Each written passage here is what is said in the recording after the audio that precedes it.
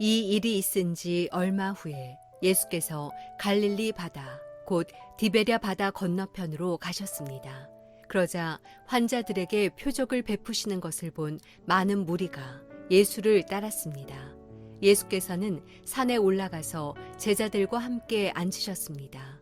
그때는 유대 사람의 명절인 유월절이 가까운 때였습니다. 예수께서 눈을 들어 많은 사람이 자기에게로 몰려오는 것을 보시고 빌립에게 말씀하셨습니다. 우리가 어디에서 빵을 사서 이 사람들을 먹이겠느냐?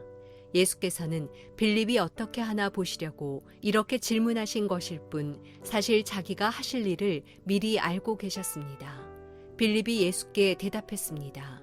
한 사람당 조금씩만 먹는다고 해도 200데나리오너치의 빵으로도 모자랄 것입니다.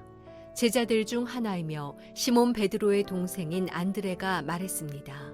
여기 한 소년이 보리빵 5개와 물고기 2마리를 가지고 있습니다. 그러나 이렇게 많은 사람들에게 그게 얼마나 소용이 있겠습니까? 예수께서 말씀하셨습니다. 사람들을 모두 앉히라. 그곳은 넓은 풀밭이었는데 남자들이 둘러앉으니 5,000명쯤 됐습니다. 예수께서는 빵을 들고 감사 기도를 드리신 후 앉아있는 사람들에게 원하는 만큼씩 나눠주셨습니다. 물고기를 가지고도 똑같이 하셨습니다. 그들이 모두 배불리 먹은 뒤에 예수께서 제자들에게 말씀하셨습니다. 남은 것은 하나도 버리지 말고 모아두라. 그리하여 그들이 남은 것을 모아보니 보리빵 5개로 먹고 남은 것이 12바구니에 가득 찼습니다. 사람들은 예수께서 행하신 표적을 보고 말했습니다. 이분은 이 세상에 오신다던 그 예언자가 틀림없다. 예수께서는 그들이 와서 강제로 자기를 왕 삼으려 한다는 것을 아시고 혼자서 다시 산으로 올라가셨습니다.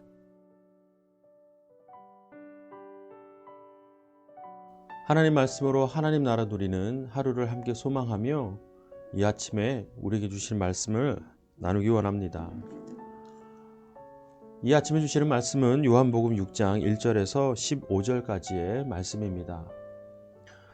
오늘 나눈 이 본문은 이미 지난주 향수예배 때 우리가 함께 나눈 바가 있습니다. 여러분 잘 아시는 것처럼 예수님께서 예수님을 따르는 많은 무리들의 허기, 그 굶주림을 해결하기 위하여서 물고기 2마리와 떡 5개를 통하여서 기적을 베푸신 사건을 담고 있습니다. 예수님께서 이 기적을 베푸신 목적 무엇이라고 말씀드렸습니까? 첫 번째는 예수님을 따르던 제자들의 믿음을 시험하기 위함이었습니다. 그들이 어떻게 반응하는가를 보기 위함이었습니다. 기억하시죠? 빌립이나 안드레는 예수님께서 기대했던 바를 대답을 하지 못했습니다. 세상적인 기준과 방법대로 계산하고 대답했지요. 그리고 한 가지의 목적은 이 기적을 통해서 예수님께서 이 땅 가운데 오신 목적, 예수님이 누구신지에 대해서 많은 무리들에게 보여주기 위함이었습니다. 그런데 지난주에 이제 예배 때 우리가 나누면서 다루지 않았던 부분이 있는데요. 14절과 15절 말씀입니다. 오늘은 이 말씀을 제가 묵상하였고 이 말씀을 좀 나누면 좋겠습니다. 이 기적이 이제 마무리되면서 이렇게 상황이 전개됩니다. 사람들은 예수께서 행하신 표적을 보고 말했습니다. 이분은 이 세상에 오신다던 그 예언자가 틀림없다. 예수께서는 그들이 와서 강제로 자기를 왕 삼으려 한다는 것을 아시고 혼자서 다시 산으로 올라가셨습니다.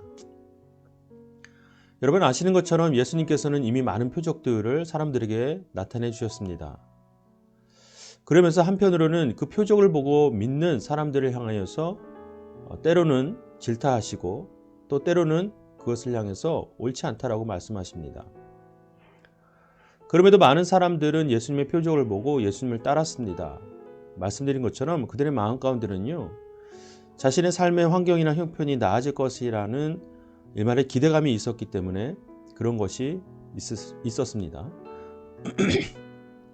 근데 그 기대감이요, 이제 확장되어서 예수님을 자신들의 왕으로 삼고자 했던 그들의 계획과 그들의 기대가 드러나기 시작합니다. 그러면서 그들은 말하지요. 저분이 세상에 오신다던 그 예언자가 틀림없다라고 말입니다. 사실은 예수님께서는 이 땅에 오신 참된 메시아 구원자이십니다. 성경에 기록된 것처럼 하나님께서 약속하신 이 땅에는 모든 죄인을 구원하기 위하여 오신 메시아이심에도 불구하고 사람들은 예수님을 예언자라고 말합니다. 이것을 보면 아직도 많은 무리들이 예수님을 진정한 메시아로서 깨닫거나 또 인정하지 않는 것을 볼 수 있습니다. 그리고 한 가지 더 있습니다. 이 무리들은요, 예수님을 자신들의 왕으로 삼고자 했습니다. 왕의 역할은 무엇입니까? 그들을 다스리고 또 지도하는, 또 때로는 섬기는 역할을 하는 그런 신분을 가진 사람입니다.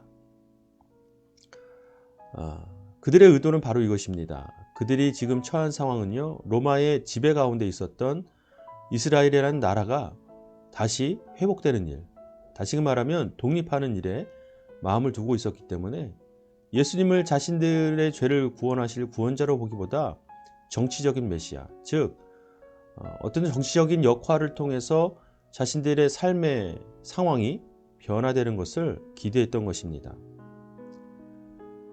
예수님께서는 그들의 의도를 아셨기 때문에 당연히 그들의 요구를 거절하실 수밖에 없지요.